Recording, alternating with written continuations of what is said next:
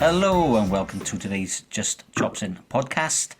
And with Steve and myself, we have the VirginMarys, and they are Danny Dolan and Ali. How do you say the second name? Ali Dickety. Okay, yeah. Do you know what it is? I'm rubbish with names, and I can't. I'm not really precious about it, to be honest. I look at them and I can't pronounce them, and it's like. First met, I think I always used to think it was Ducati. Yeah, I was thinking that as well. Let's go with Ducati. I think I prefer that anyway. It sounds That's better. why I asked you. Italian, yeah. Is it Italian, is it? No, the bike is. I know the bike. I used to have one, so. Yeah. But, how's it going anyway, lads? Good, mate. Good, mate. Really good. Because you've got some new stuff coming. I mean, I don't know, where have you been for the last few years? I mean, looks like you've been away in hiding. I know we've had COVID to deal with, but... Yeah, just a funny time, wasn't it? We were a three-piece and we have gone down to a two-piece, and I think it was really the first time in about 10 years that we'd ever stepped back from it for a bit. So it was a welcome break in a lot of ways, and it's certainly different playing as a duo. That took a bit of time to get our head round. So, yeah, it was a bit of that, really. Did you play... Sorry. I mean, you started as a duo, didn't you? Way back when? No, we started I think we started 5, didn't we? I think it's been getting less and less members over the years. So with 20, and then they went down to 18. 4-piece. And then I know it was huge becoming 3-piece, and it sounded so bare, and then we had to spend a lot of time making the sound full.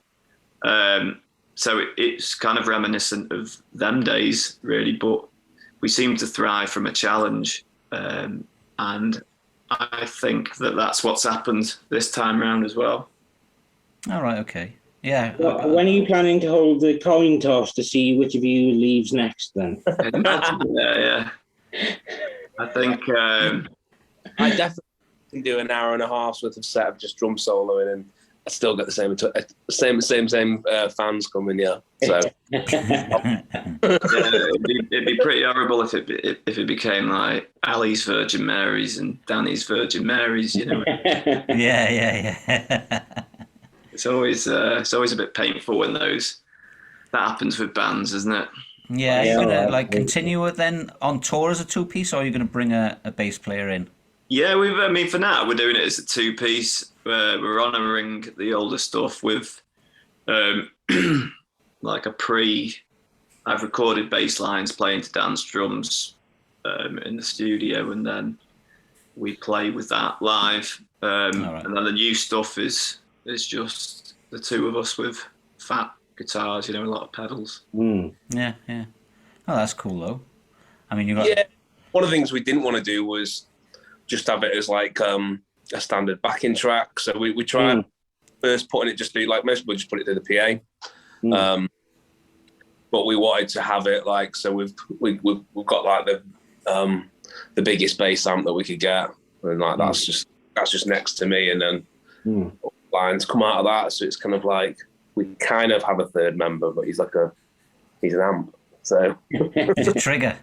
Yeah, exactly. He's a trigger. Yeah. Yeah. Yeah, but that's cool. I mean, like I said, you've been going for quite a few years now, haven't you? When did you start? Like 2009, was it? Yeah. First EP was 2010. So yeah, that was it was a weird thing because we were kind of everything kind of went really quickly between that making that EP, we met our manager, and he was really good. I think he was working. He was really good friends with a guy called Toby Jepson from Little Angels. Yeah, we know Toby. Yeah.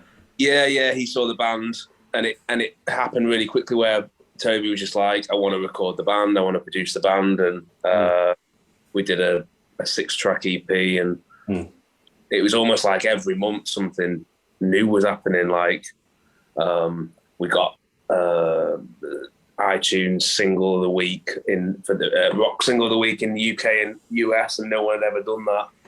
And then next support Slash, and then next thing we were supporting Skunk and I. It was just ridiculous. Like before that, we were just sort of playing in Macclesfield and Manchester, on a kind of how many tickets can you sell kind of vibe, like on style. Yeah. It just went like literally like that. And like Al said, really, it's never really stopped until we sort of this last, with the COVID thing, we kind of had a break, a bit of a step back, and the guy that was playing bass for us for a few years, he was brilliant, amazing bass player. The plan was we were gonna have him as a proper full-time member and do a new album and see what that would do. But then it just didn't work out like that, and then so this is where we are now as a team. Yeah. Cause I remember actually, because I was managing a band at the time, and I remember I was managing a band in 2009, 2010, and I remember you guys sort of just came out of nowhere, Yeah. And it's like, and it just sort of like exploded onto the scene, if you like, and then it's like, fucking hell, where these guys come from? And it was. When we talk about it all the time, it was literally them 2 years between sort of the first EP and the first album was.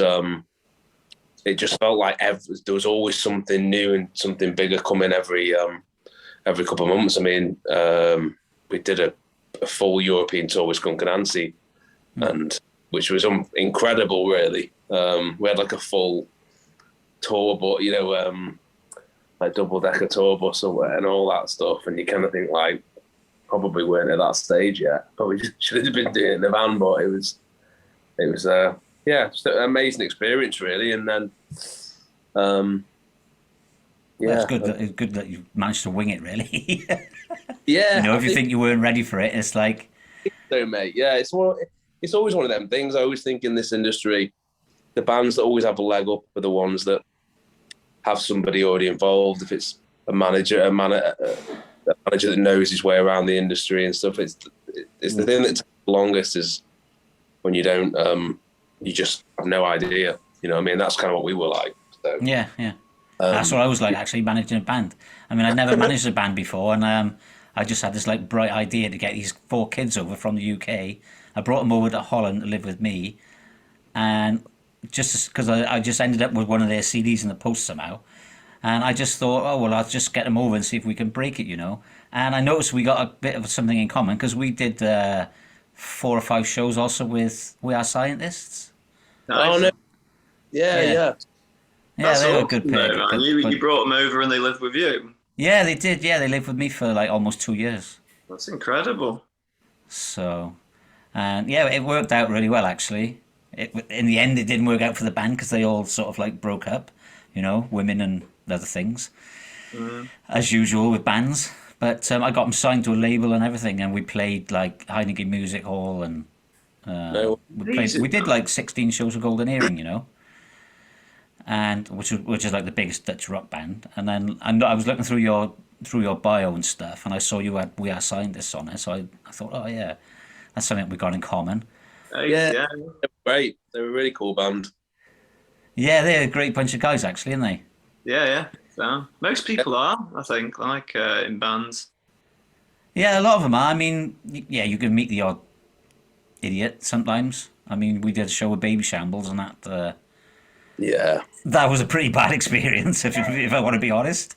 I've heard a few people mention Baby Shambles as a particular low point in certain ways. Yeah, but like I said, the majority of people that you're on the road with are pretty good. But Yeah. that was just a bit of nonsense. I mean, he cancelled the show like 4 times, and then when he eventually got there, he was wasted anyway. And then Yeah. he he said, "Oh, can we use your equipment because we want to like sing to the crowd as they're coming in, you know?" So I was like, "No," because I was the manager, and the boys were like, "Yeah, yeah, go on, let's Pete Doherty and let him use our stuff and stuff, you know," and they just put everything out of fucking tune, messed all the pedals up, Uh, you know. So when we come to do the show, it was a fucking disaster. Like I think he did it on purpose, to be honest. I think I can remember we did a gig in Reading. I can't remember who was supporting, and we turned up, and there was a guy stood outside, and he was like, he had that in that vision where he's just 1,000-yard stare, he's just gone, he's just smoking weed or smoking a cigarette, and I was like, "You all right, mate? Is this the way in?" He's like startled him, and he was the sounds guy, Oh, and he was. I was like, "You all right, mate?" And he's like, "Oh, I've not had much sleep. Had the baby shambles in last night." I was like, "Oh, how was it?" He was like, he said a mate of his had told him before that they'd done a gig a couple of days back, and he was using the microphone and like throwing it up and smashing the microphone. So he said, "Make sure you give him a short lead." okay. He said he was trying to do it and he couldn't do it, couldn't get it up, and eventually just smashed them anyway. And then he said he turned up, and I think I'm pretty sure he said they'd written their name all over the dressing room in their own shit. Ah, see, it's fucking wrong, isn't it? Like, Yeah. it's just wrong, man. It's like, oh, Clean that all up. So yeah, he was like, "Ah." should have cleaned up himself, fucking dirty bastards. Do you know what I Origin, mean? origin of the feces. Yeah, it's like dealing with children, isn't it? Do you know what I mean? Oh, yeah. Oh, man. Well, I'm glad I don't have to do that anymore anyway. No, I saw you guys in Swansea at the Sound Bay Festival, I think it was. oh yeah, man. And I remember before that, I'd read about you guys, said that you were one of the angriest looking live bands that I ever seen. And having seen you, I certainly got the impression that there was 10 times more energy within you that was screaming to get out. And is that something that organically happens when you guys play, or is it a conscious decision to try to sound bigger, or is it a combination of the two, really? I think that there's a lot bubbling under the surface. That music's kind of used as to get that out. I know it is for me, and I guess you have to turn up to match the drummer, and Dan plays very hard. So I don't know. We're quite. I would say that we're both fairly shy guys, but I think there's a lot going beneath the surface, and that kind of comes out through the music. Not really ones ever to be loudmouth and shout about. You kind of let the music do the talking. So a lot of people have commented on that. They can't believe that it. Sometimes I've been on the stage and they didn't think that it was me that was on the stage. Like I was a lot bigger than I was. It's quite strange. Yeah, because some of your lyrics are quite dark as well, aren't they? Yeah. Yeah, I mean it's art, isn't it? It's what I've had kind of issues with mental health and bits and pieces here and there, and it's a way of letting that stuff out. Yeah, it's like a coping mechanism, if you like. Yeah, I don't think people. I think a lot of people can associate with that darkness, but some people can't really. They don't have the outlet to let it free, or they don't have someone that they can talk to. And I mean, you've seen a lot now with mental health's come to the forefront, hasn't it? And it's pretty much pleading with the males to speak up because the Yeah. suicide rate is so high. I think like we all have that angst and darkness within, and it's about finding what works for you to let it all out. And that's kind of how I use it. Yeah, through your songwriting. Yeah, I know Dan's got like probably, but that would be mine. Yeah. Yeah, no, definitely. I mean, it's like no matter how intense we do rehearsals leading up to tours and stuff, it's never ever as intense as it is when we actually do the show. Like the amount of times I've gone into a gig saying to myself, like, right, just take it easy, and it's going to be an hour and a half, and don't knock yourself out. And then within 2 songs of snap 3 sticks, and I'm absolutely gone. I'm absolutely knackered. So yeah, it just it's definitely emotional. It's just something that happens. I don't think about it. Yeah. The best gigs I've ever done, I can never remember. The worst gigs I ever did are the ones that I can remember from start to finish. Yeah. I was going to say you don't have to worry about your mental health too much because you fucking hit shit for a living. And and the week does he hit them? Jesus Christ! Yeah, like it's like a Tasmanian devil. it's a true story. I when I first started playing drums, my dad went to the Midland Hotel in Manchester. I've never asked him why he was there because we lived in Mac, so he should have really been coming home. So I don't know what he was doing. And he said he saw 3 blokes about 1 o'clock in the morning in the bar or something. One of them had crazy hair. One was red on one side and blue on the other, and he'd had a few drinks. So he went over and said, "Are you in a band?" And they went, "Yeah." He said, "What's the name of the band?" I said, "Prodigy." He went, "Who's the drummer?" My son just started playing drums, and it was Liam, obviously the main man. Yeah. Went, "Right, sign this for us," and he put to Danny, hit him hard, Liam. And I remember I've still got it. That was the thing. So I remember getting it and thinking, right, that's all I need to do. That's how you play the drums. Just hit him hard. Got it from. Yeah. And my dad was convinced. And whenever I bring him up, he's like, "Don't like that band, Prodigy. I'm pretty sure they spiked my drink. I couldn't sleep." Boom. So I'd love to do a gig with the Prodigy and say, "You remember this? Do you reckon you might have spiked him?" So, yeah. He was convinced he did. Yeah, but that's not much chance of that happening now. Let's go back to mental health again, isn't it? Yeah. It's such a shame. But yeah, we talk a bit about mental health on this program. I don't know, could call it a program, because we all have issues, and we all try to advocate, and we all try to help each other, and help each other as much as possible, really. And the main message we like to try and get across is for men especially, that it's okay not to be okay, and it's okay to talk to somebody about it.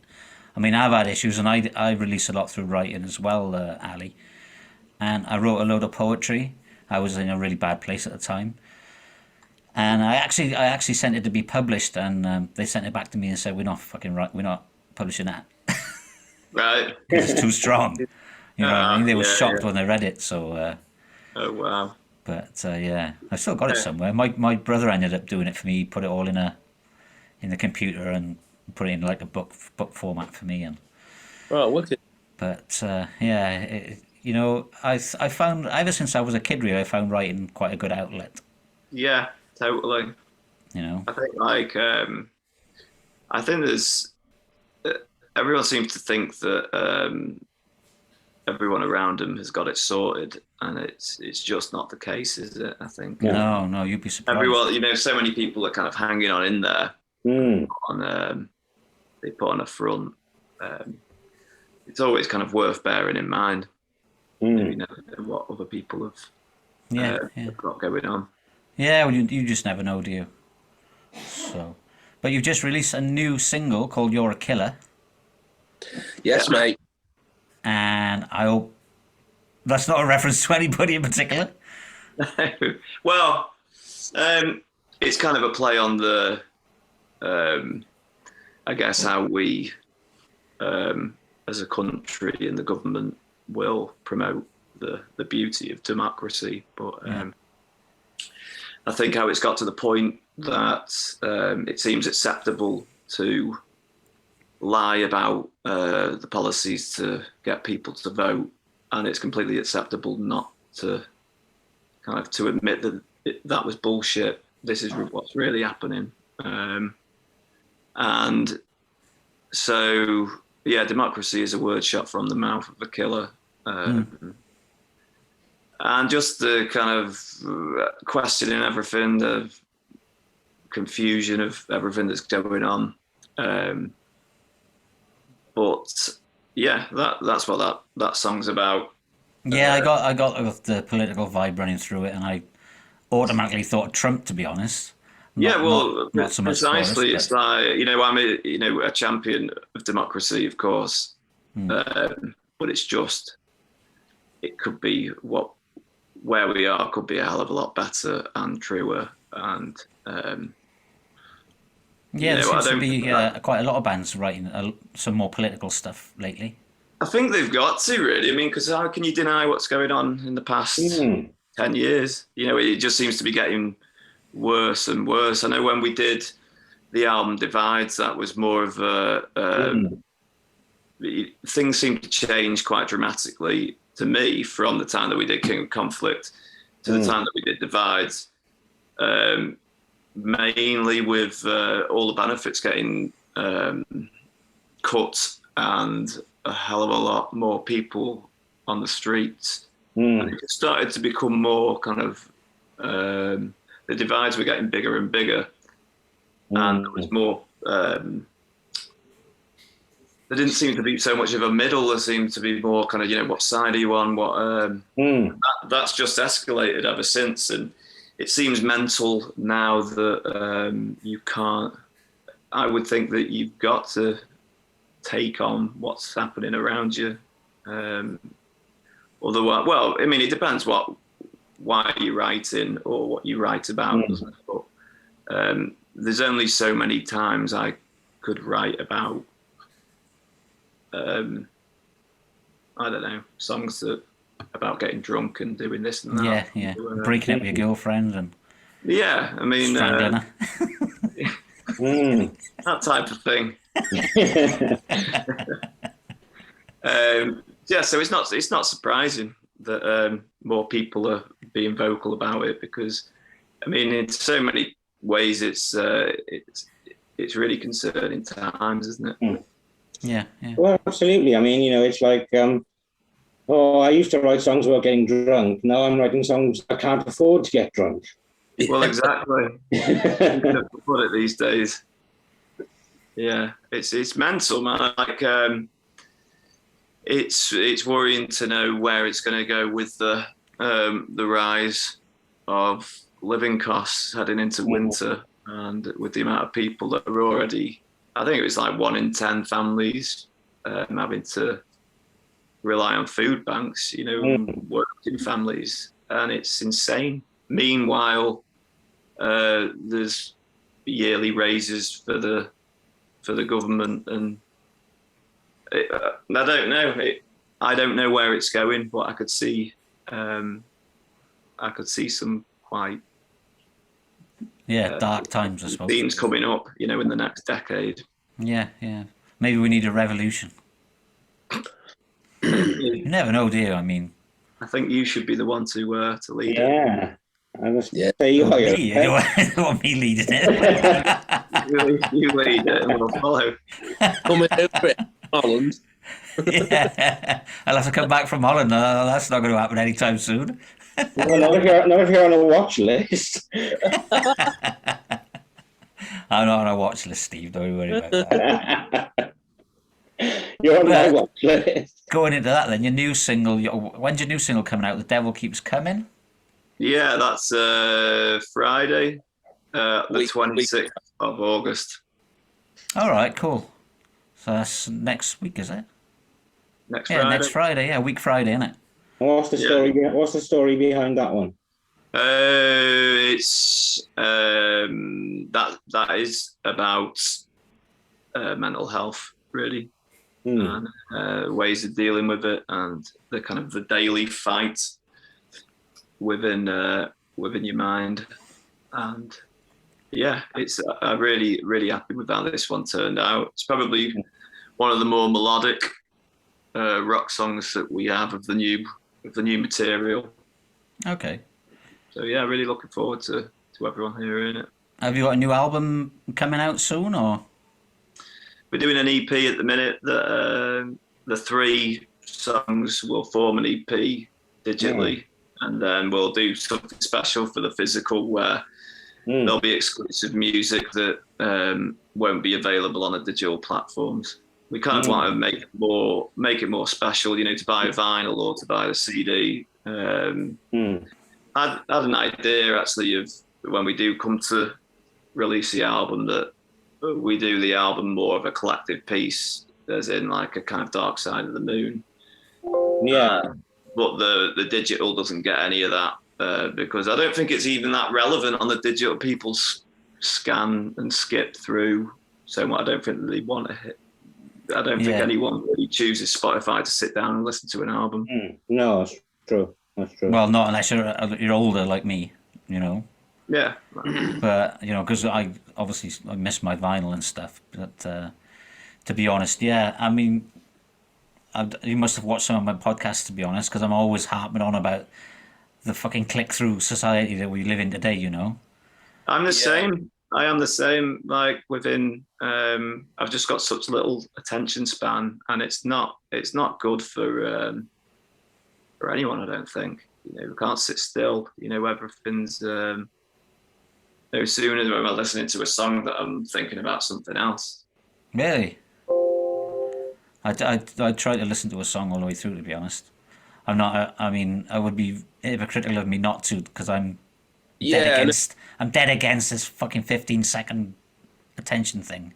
I was going to say, man, yeah, I mean, I remember before Spotify and all that, and when you were trying to send off, when we were trying, in the early days, trying to send stuff off to people, and it was like, you've got to grab them in the first minute, but you've got a chance. Yeah. And it's like, if you've not got them in 15 seconds, forget it. Like that's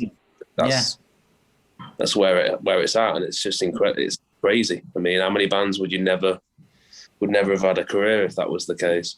Well, exactly. If you look at artists like Bob Dylan, and imagine them being around now, they'd be nothing. They wouldn't even get past the first 3 bars of their intro in 15 seconds, probably. No, I can't imagine like Bob Dylan's voice being popular these days. Yeah. Nothing about Bob Dylan would be popular, would it? Let's be honest. His songs are like 8 minutes long, some of them even longer. Intros are 2 minutes, some of them. So, I was a huge Bob Dylan fan when I was a kid. I grew up, obviously, listening. I sort of inherited my uncle's singles collection when I got it from my mother, it was her brother. And I had like 150 singles from the 60s. And that really shaped my musical upbringing. And then I'd say I'm lucky enough, but it just shows how old I am, because I was lucky enough to be a punk when we were punks in 1977, So I've gone from that scope of music, where I've grown up with so much music in my ears, if you like, that, I remember when Bohemian Rhapsody came out, my mum went and bought it on 7-inch single, and she played it all day. You know what I mean? So I've grown up with all them sounds, and I'm lucky enough to carry them through my life, if you like. And now to where we are now with this 15-second click through on Spotify, it does my head in, to be honest. It's like, what the fuck? Kids are not learning anything, I've got a 10-year-old daughter, and she's like, yep, click, click, click, click, click. Look at this on YouTube, it's 10 seconds long. Oh, look at this, Dad. It's like, burp, burp, burp. It's like, it's just mind-numbing shit. She doesn't learn anything. She doesn't listen to anything, and she watches things that are 10 seconds long. Like, it's fucking crazy. But anyway, I'm just... It is mental.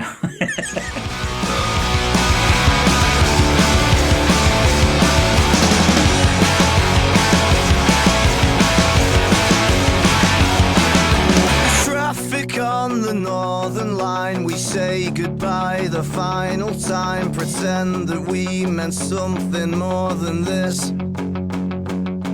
When the memories you left behind remind me you were never mine, the lonely train you left without a kiss. The golden girl, the silver spoon, the eyes like pearls, they wept too soon. Hold me up until the day I die. Climb aboard the sinking ship, biting on my bottom lip. Wait for time, you're my bride, but time was never on my side. Me and you were just a ride.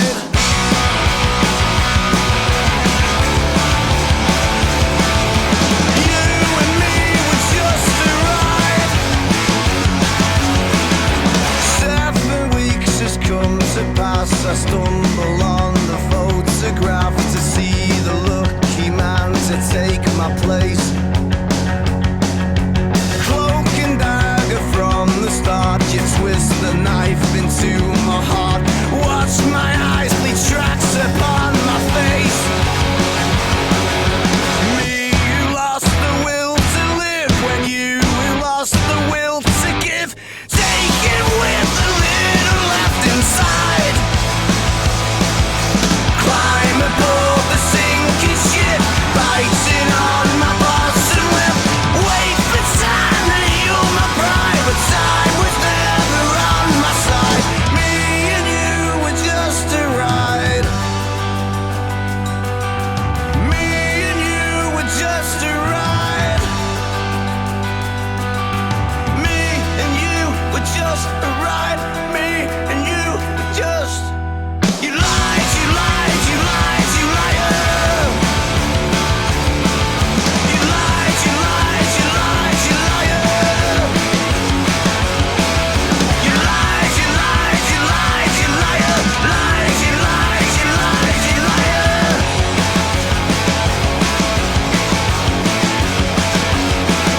The golden girl, the silver spoon, the eyes like pearls that wept too soon. Hold me up until the day I die.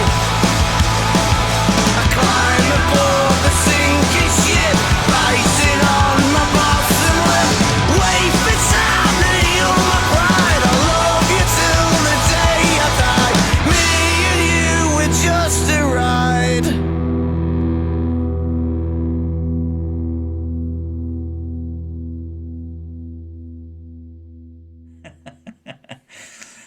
So, have you got a tour coming up? Yeah, we're on tour in the UK in October. All right, cool. Will that be promoting your? Well, it'll be promoting your EP, but it'll be obviously a lot of your older songs then. Yeah. Hopefully a couple of newer ones that we haven't played before, and yeah, a lot of the old ones. We've actually put it out to the fans what they would like to hear from the back catalogue. All right, okay, that's cool. So we'll compile that and Possibly chuck it every out the show could be a window bit and play different. what then. we've always played. Yeah. But every show could be a little bit different, you know? Yeah. Yeah. That's what we're aiming for. Yeah, but every show will have a different a tune that we won't be playing on any other show. Yeah. So And in terms of the EP, I mean, that's obviously going to be the first body of work that's designed to represent just the two of you, I guess, or written with just the two of you in mind. I mean, how have you found that affecting your writing process and recording process in terms of the final sound, I guess? Yeah, it's had to become more direct. That did take quite a bit of time actually to playing with like octave pedals. You've got to almost use a lot of riffs, and you can only really get away with playing 2 or 3 strings at the same time. It sounds really heavy, but you can't kind of be strumming chords because it just sounds like a mess. So I had to change the writing style. It's still very much kind of VirginMarys, but it's almost more direct and almost like the songs have got to be almost simpler in a way, I would say. So I've seen a lot of people say that we've become even heavier as as a two-piece, maybe because there's more riffs and more low end of the sub bass coming through. Yeah. Well, you're probably working subconsciously. You're probably working a little bit harder to fill that sound as well. Yeah, definitely. I think that kind of works for us. Like we were saying before, when we became three, you've really got to step up and improve yourself, and you never really. It's something that I think that happens organically, you know, when you have to do something, you know, out of necessity. And it kind of works for us, I think, when we're put in that situation. Yeah. And how important is silence also within the sound, really? Yeah, we use dynamics a hell of a lot. Yeah. Because it kind of, it tricks the listener, really, that something is heavier than it is and louder than it is. If we're not, I think that's where certain rock bands and certain metal bands fall flat for me personally as a listener, because they start so heavy and it doesn't go anywhere else other than that sound. We've always wanted to make it more of a journey and keep sections interesting and bring it, you know, down very quiet and then bring it up, and that's when you I think stuff becomes more shocking, you get more of an impact that way. Yeah. Instead of keeping it at like 100 dB and then blowing your ears off for 45 minutes, you know what I mean? Yeah, totally. There's more magic that way, I think. More kind of like wow. Yeah. Very good. I mean, I suppose things aren't so different for Danny, since his motto for life is just twat it. I'd like to think about It's a nice way to put it, Steve. No, I mean, to tell you the truth, I mean, I think the way we are is we'd be open to anything, really, if it benefits the music and where we want to go with it. So yeah. And one of the things I always thought, and over the years, certainly the acoustic versions that Al did of stuff, or the acoustic songs, a lot of the fans loved them, and I really loved them, and I always thought that it wasn't included enough in the actual, you know, what you class as recorded singles and stuff like that. There wasn't quite enough light and shade within the songs, the early one. So I think this maybe gives us more of an opportunity to do that. Yeah, I think it's just trying to figure out interesting ways that makes the stuff a progression, even though as a tune, what can we do as a tune? But the worst thing we'd ever want is it to be limited. I think if it ever got limited, then we'd just have to get more members in. We wouldn't just stick with it as a tune. Yeah. So yeah, I don't know, but I think, like Al said, after doing it for 10 years, it's kind of made it feel more exciting again. Part of the fact, because like you were saying before, it's almost like, oh, you're missing that thing, so what do? You have to sort of compensate, you have to try to work it all out. So it's almost like kind of figuring out a puzzle or something, and then that's G'd us all up a little bit, and we've tried to approach everything differently this time around, like with the singles. We've done all the videos ourselves, coming up with the concepts that have been mental. But it's actually kind of like, it's good because it feels like now the next one's got to be even more crazy, and the next one's got to be even more crazy. Now, where can we keep going with it, you know? Whereas maybe somewhere along the line, the last 10 years, we got into a bit of a rut where it was just like, well, just do what everyone else does. So yeah. It's like Toby with his zombie videos. Yes, it's a trilogy thing, isn't it? Yeah, man. Sons. It was, I mean, I know Tobe's a really a massive film buff, so I've never actually spoken to him but I'm guessing his character was based on Gene Hackman from Poseidon Adventure. So I bet any money that's where he got it from. So, yeah, maybe, yeah. Well, David would be able to tell you if David was here, but he couldn't make it tonight. Oh, yeah. He's like a massive Toby Jepson fan. Right. And he starred in his videos as well. Oh, amazing. He wasn't a star, but he was one of the zombies, you know. Oh, man. I think he's typecast now, isn't he? Yeah, David is. Yeah, he is a bit of a zombie, to be honest. But you ready for another rant? I don't know. I don't know if you like me ranting, you guys. Like, Absolutely, man. You go for it. I don't know. I don't know. Well, over here now, right? I don't know what it's like over there, but over here at the moment, there's this thing going on where they're trying to desexualize women's breasts. Huh? What?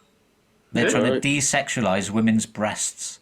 They're up in arms now that men can show nipples on Instagram, but women can't. Obviously, because it's a sexual thing, right? You know. Right. But they obviously, I mean, it's nothing new, really, is it? I mean, they were trying to ban page 3 girls in the 70s and stuff. Yeah. You know. What? So they're trying to ban? What do you mean? Like pictures of? Obviously. I'm not sure if they're trying to ban men's nipples. And Yeah, or is it that you remove the nipples of women, sort of type of thing? Is that what it is? Well, Like, they think you're not allowed to show nipples on Instagram, are you? I think it's they want a level playing field, don't they? They want if men can show their nipples, then women should be able to. But right. if women, Yeah, why not? Yeah, I don't mind. and I got no. I think breasts kind of sexualize themselves, don't they? Well, do you know what it is? I mean, I think it could be a good idea, especially for men, because it would give men a level playing field on Instagram. Right. They need Because men don't get nowhere near the attention that women do if they're flashing a bit of cleavage, to be honest. I mean, they don't even have to show their nipples, do they? Mm. Yeah, I don't even know that many men who are that bothered about Instagram, to be honest. Well, a lot of people, you know, they use it for a social platform. And if you look at all these women that are on there, I mean, with thousands and thousands and thousands of followers, they're all practically just showing cleavage and bum. Yeah, of course, yeah. But if men can get on that level playing field, then good for men, isn't it? Yeah. I mean, I've always thought, I'm guessing, very, very, like Chippendale type man, do they get the same kind of? Well, apparently interesting. abs are sexual for women. That's what my girlfriend Right. told me when I had this conversation with her this afternoon. So I did breathe in. I was like, oh. I was tightening my belt at three notches. But yeah, it just seems a bit crazy, you know. Like I said, they were doing it through the 70s, and then all these women were up in arms because basically it was like Barbara Woodhouse. Was it Barbara Woodhouse in the 70s? Yeah, Barbara Woodhouse. She was like a women's rights campaigner. Oh, she was the dog person. Oh, was she? Who was the woman? Who was the? Mary Whitehouse. Oh, Mary Whitehouse. Yeah, that was it. Yeah, not Barbara Woodhouse. She'd set her dogs on you, but she was doing exactly the same thing. I mean, she was trying to champion it through women's rights, actually. But then she's taken away the livelihood of topless models. So how is that championing women's rights? I see. Yeah, man. Doesn't make any sense, I'm does it? probably not qualified to comment. Well, none of us are qualified because we're not women. Well, be honest. regardless of the system that's in place at any one time, people will always just do what works, won't they? Whatever that system is, they'll find something that works and they'll stick with it. Yeah, it's just crazy. All this cancel culture, it's just getting out of hand. It's like, where's it ever going to stop? Yeah, It'll go full circle. It'll You have think? to, because there'll be nobody left because everyone will be cancelled. So Yeah, especially us.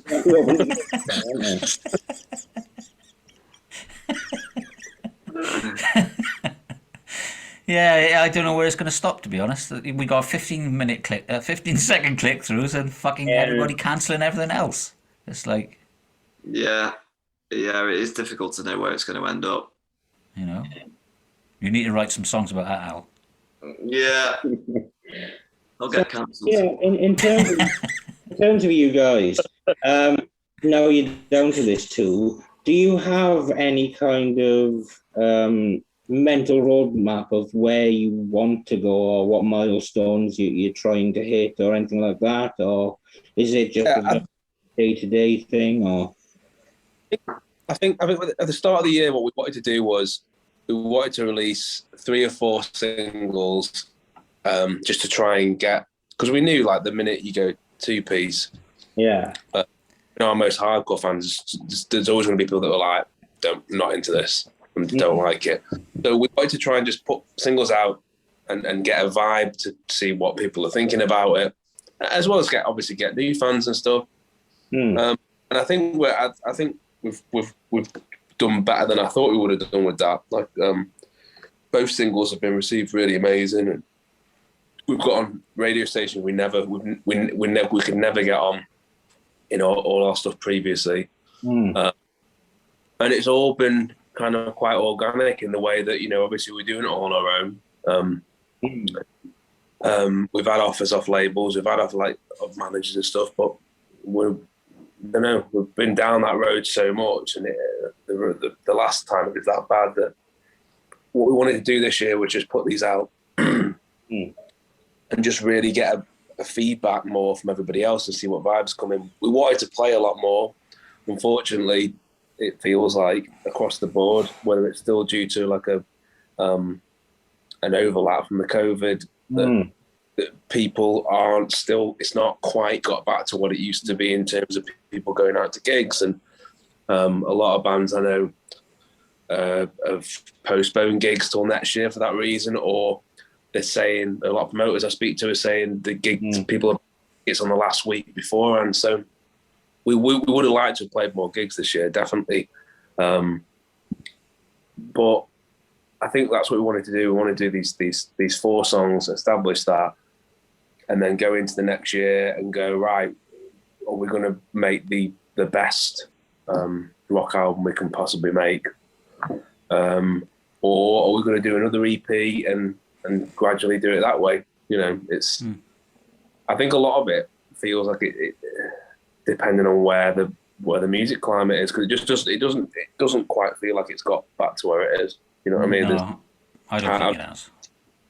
I know too many promoters that have been cancelling shows and they say it's nothing to do with the bands, nothing to do with the music. It's just people aren't quite there yet. So, but in an ideal world, I think it'd be that we'd be coming out with a brand new album with what we think is the best album we've ever done, and a rock album that people are gonna, you know. Well, I've been following some of the comments, to be honest, and you obviously received quite a lot of high praise early on in your career, and I mean some of the comments about You're a Killer I've seen, it's that high praise again, to be honest. Yeah. That's been awesome. Like I know Classic Rock Magazine have had the last 2 songs, you know, in the hot list, and they've been really excited about the new material. It does feel like that kind of buzz has come back. So maybe having those few years away has helped as well. Yeah, I mean, I think for us as well, we always felt, especially on that second album that we did. I mean, that second album that should have been the thing, you know. We worked with the label that was part of Universal in England. The label in America was part of Universal, and we got to work with one of our favourite producers ever, who, in terms of the albums he'd written that we loved, and everything was like, this is amazing, but it just didn't work out like that way, and I have to say, it felt like that very, very early on, before the album even come out. I got the sense was there where it was like, this just wasn't right, you know. And actually, I think one of the things that a big thing that messed us up was, I think we were taking the direction where it was kind of like, and I distinctly remember this conversation, certainly in America, where it was like, well, yeah, you are a rock band, but you could be an indie band as well, and you could be this. And I look back at it now and feel like maybe we were targeted in the wrong way. And ultimately, we've always been a rock band. We'll always be a rock band. And I don't know. It felt like, in some ways, we've got pushed more towards an indie market, which we were never going to do because we're a band. And it's taken a while for, I think, maybe some of the rock community to kind of maybe get back on board with it, or kind of give us a chance with it, because I don't know. Yeah, it's I know where you're coming from. yeah. Certainly been a few times where I've heard people have said like, "Oh, it's not our kind of rock," or "It's wait, you should go to Fern Cotton show," or something like that. You know, I wouldn't go that extreme, but yeah, exactly. Yeah. So you know, I think But in terms of what you said about set lists and stuff like that, it sounds like no, you want to be driven more by the fans rather than necessarily anything else. Yeah, I think that's kind of always been the case. We're just one of them bands that we've never really tried to. We've always been hard to pigeonhole and box, but the fans who get us like absolutely love it, you know, and they die hard, and there's a real connection between us and the fans, and we're kind of loyal to each other, and it makes the best shows if we know they're going to be the best sets. So yeah, got all the time in the world for our fans. yeah. Well, I'm happy to see you back. To be honest, I mean, you've made some great music in the past, and I look forward to what you got coming out. Cheers, man. You know, so it feels good again, mate. It feels really good again. yeah. Well, that's what's important to you guys, you know. Yeah, For you to be both feeling it is where you're going to make your that best comes stuff. out in the music, Yeah. definitely. And I think, like Dan was talking about before we did Divides, I think a lot had happened, and the atmosphere, I think, between the three of us, something that wasn't right and stuff was unhappy, and that really it really makes a difference to what comes out on record. You know, you do get that. People pick up on that vibe and that chemistry. Yeah. All right. Well, like I said, I wish you all the success, and we'll wrap it up Thank you there. very Cheers, much. man. Thank you for talking to us. Hopefully we'll see you for a Yeah, Thanks, man. hopefully. Hopefully you can get over to Holland as well. Would love Hopefully it. we'll see you. Definitely. You just broke up on me then, but I couldn't hear what you said. Is he breaking up or am I breaking up? What did you say, Dan? I think I was just saying, hopefully, mate, if not this year, next year, we'll get over to Holland and we'll get to see you for a show. Oh, yeah, that'd be great, man. That'd be awesome. I'll hopefully catch you before then in South Wales or round and about. I'll get around a bit. Yeah, Oh, nice. brilliant, man. Let us know. Yeah, Steve likes Steve likes watching people twat stuff, so. Yeah, absolutely. I'm a stone dead. I think we're playing Brecon, are we, in Wales in October? Playing Brecon, yeah? Yeah. I think that and Bristol would be the closest shows that we Yeah. South Wales. Okay. All right, cool. Well, I'll come and hunt you down. But I really enjoyed the set in Swansea, and as says, I like watching people twat stuff. So Exactly, yeah. Brilliant, man. Well, thanks, guys. All right, and make sure you send me your next single, because I'd love to get it on the radio Yes, next will Friday. do. We'll do that. yeah. So when it comes out, then I can put it on, because our show comes out on a Friday, see? Sweet. So Yeah, definitely. Yeah, if we get it for that. Yeah. yeah, get it sent over to me and I'll get it on the next show. All right, thanks, guys. Excellent. Cheers. All the best. And hopefully we'll speak to you again. Totally. All right, cool. All the best, mate. Yeah. Stay safe. Thanks a lot, boys. Much appreciated. All the Take best. care. Cheers.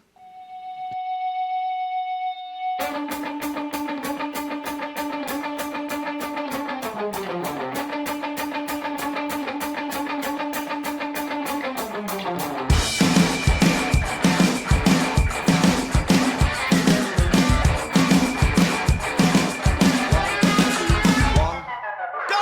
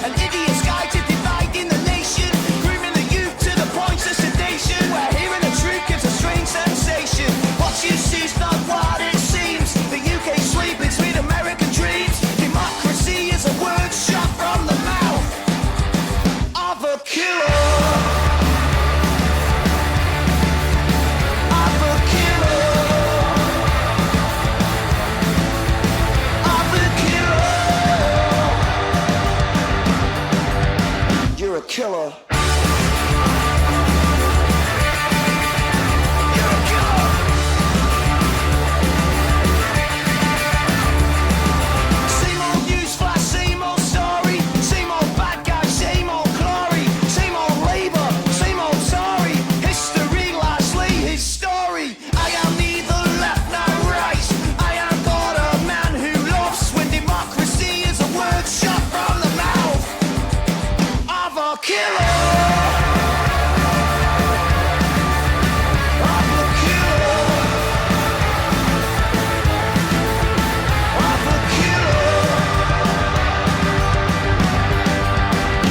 Killer.